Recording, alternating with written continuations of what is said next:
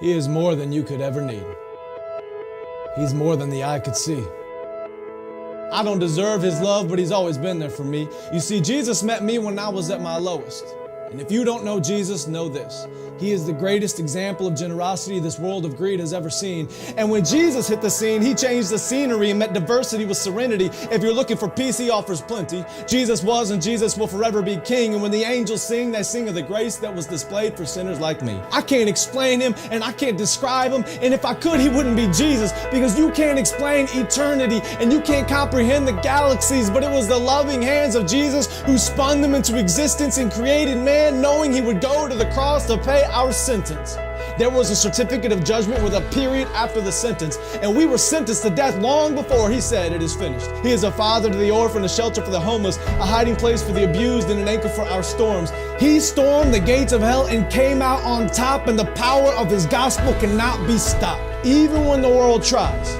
And they try a lot. He traded places with Barabbas and became the catalyst of missions across the world, covering every portion of the atlas. If you're in need of rest, I know of a mattress. If you don't know Jesus, your future is tragic, but he gladly embraced tragedy so we could live in his presence of majesty. His presence is presence, and it's his presence that presents preciousness to a world of peasants. He is far from pretentious, but still loves those who are. He is the light of the world and hung the stars. He brings the dead to life and delivers life to the dead. He took a crown of thorns on his head so we could put crowns at his feet, and I can't wait until I get to kiss his feet that were nailed to a cross for me and for you and for every person around the world. He loves the world, and I love his word, because the word became flesh, and in his flesh he demonstrated the word to the world. He is an example to every boy and every girl. He is a lover of black people. He is a lover of white people. He is a lover of the unchurched and the assembly under the steeple. He doesn't see the believers' failures, but still takes time to celebrate their faithfulness. It's the power of the Spirit that enables us and gives us boldness when the world labels us.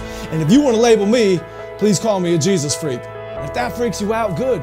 Because it's better to be good with God than to fight being misunderstood by a world that could never understand.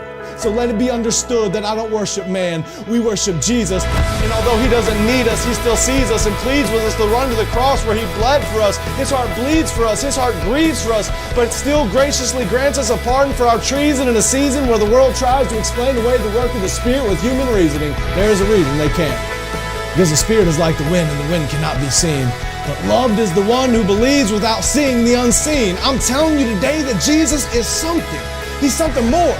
He's something great. And if you want to know him, you don't have to wait. He stands at the narrow path with a key to the gate, and you only have to reach out and embrace his grace. I don't care who's president. I have a king who is always present. I don't care who holds musical celebrity. The voice of the Lord will always be the sweetest melody. I don't care who owns the riches of the globe. My Jesus holds more wealth than one ruby on his robe. I don't care who is the strongest or the fastest. Nothing matches the creator of the universe and his immortal, infinite status.